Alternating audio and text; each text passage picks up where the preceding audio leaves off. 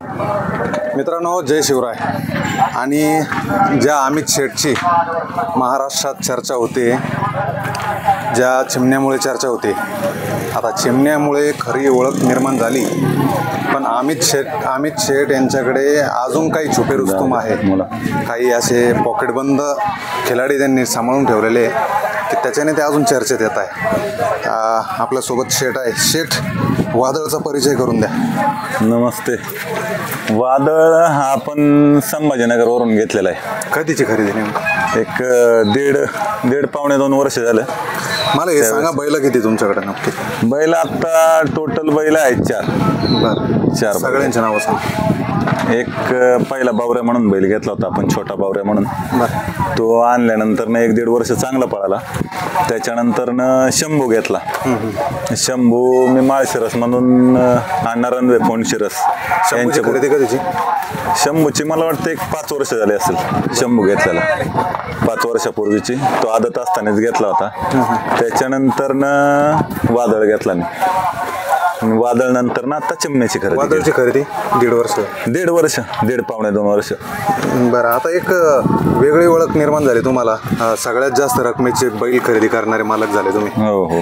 आणि अशा नंदीवर हात ठेवता की तो नंदी अगोदर तर पळतच होता, पण तुमच्याकडे आल्याच्या नंतर पण तो दावण गुलालातच ठेवतो. गुलालात काय कारण काय नेमकं?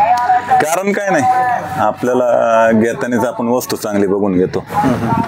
समजा त्या वस्तूची किंमत 2 रुपये असेल, त्यात मग कॉम्प्रोमाइज आपण करत नाही. कारण ती त्या लेवलची वस्तू असल्यानंतर ना घ्यायला बी आणि नंतर त्रास कमी होतो. आणि त्याच्यानंतर ना मागचं नियोजन, बैलाच्या मागचं नियोजन. आता शंभून बावरे माझे एका दावणीला आहेत. माझा मावस भाऊ आहे आदिक घाडगे कळंबीकर, त्याच्याकडे ती 2 असतात.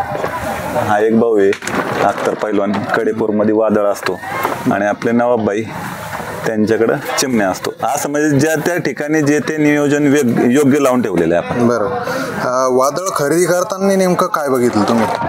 कारण की तो छत्रपती संभाजीनगर जिल्ह्यातून खरेदी केला. हो हो हो. मग काय तिकडं नेमकं तिकडंच का फोकस तुमचा नंदी खरेदी? तिकडं जे आपला भाऊ आहे तिकडे विबारका प्रज्वल भेटणार, ते फक्त म्हणला दादा आपल्याला बैल घ्यायचा आहे वादळ. त्यावेळेस सेकंदाला 1 नंबर मध्ये पळत होता. 2 एखादी बाहेरचा बैल आहे वादळ. कोण खरेदी केला? ते सुनील राठोड आहेत आपले पोखरीचे. तिथून आपण तो खरेदी केलेला आहे. पोलीस आहेत सुनील राठोड संभाजी. खरेदी रक्कम सांगा ना त्याची, किती खरेदी केला? खरेदी रक्कम आता खरी नाही वाटायची तुम्हाला.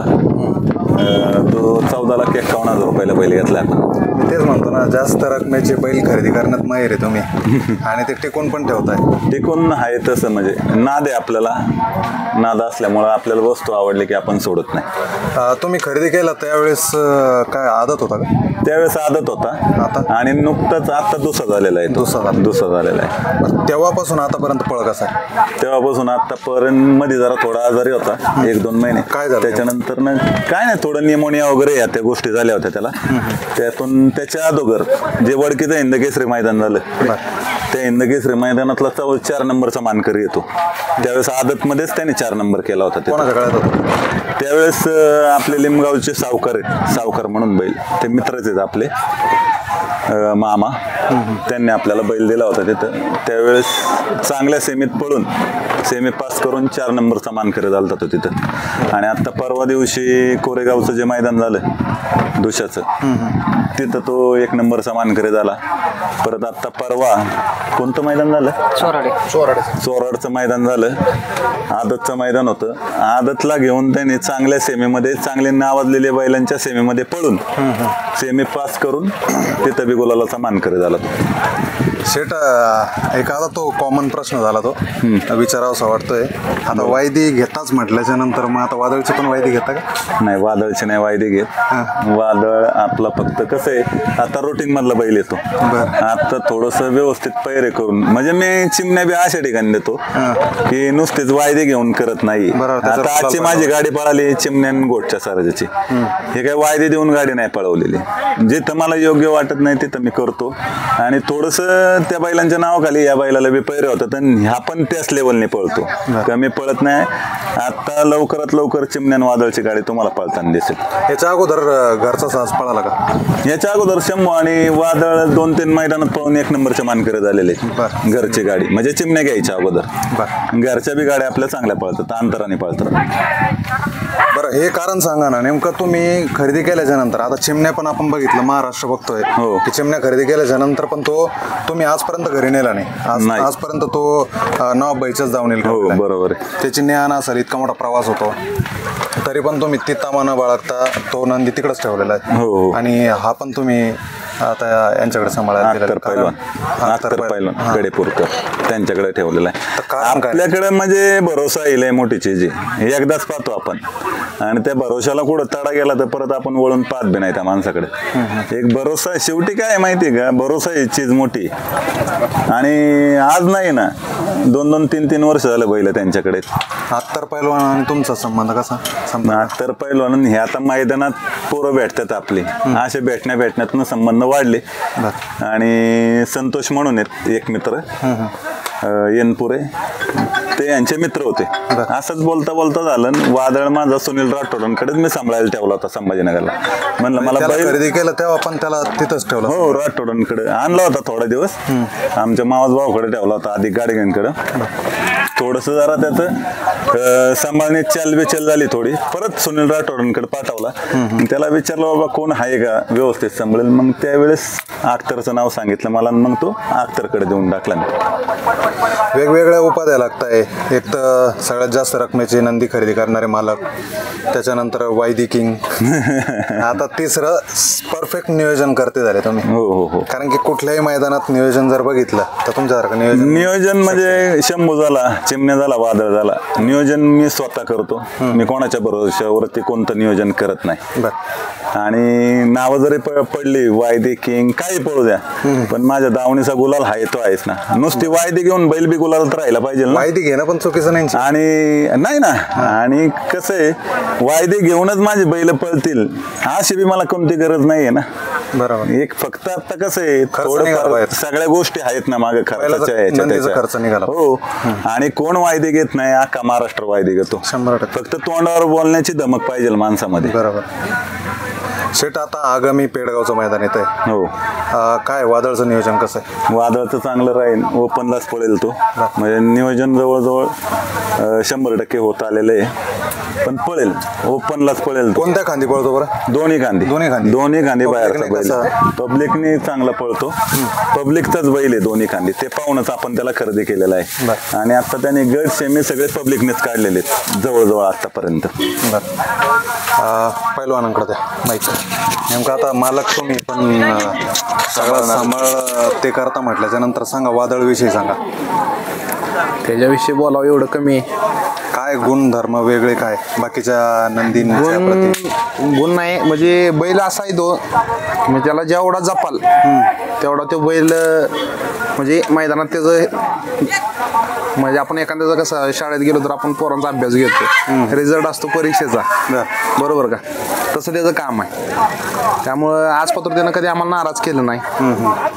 त्यामुळं त्याचं एक वैशिष्ट्य आहे ह्या बैलाचं, की जेवढी याला माया लावल तेवढा ह्यो बैल. गरीब दिसतो ना? नाही गरीब नाही. तुमच्या हातात आहे म्हणून गरीब हातावर आहे म्हणून त्याने मला आता मध्ये मारलेलं होतं. बरं. 40-45 टाके पडलेले मला. वैयक्तिकरित्या अमित शेठ सांगा ना थोडं. अमित शेठचा स्वभाव सांगा किंवा तुम्हाला आलेले अनुभव सांगा. कारण की काय आता एक व्यावहारिकच दृष्टिकोन येतो. तुम्ही नंदी सांभाळताय, प्रेमा खातीर तर सांभाळत नाही.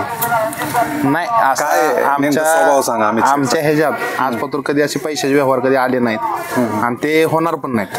म्हणजे त्या माणसा तो असा माणूस आहे तो, की एखादा विश्वास टाकला म्हणजे आज बैलगाडी क्षेत्रात तुम्ही बघता तर माणसं विश्वासी पाहिजे.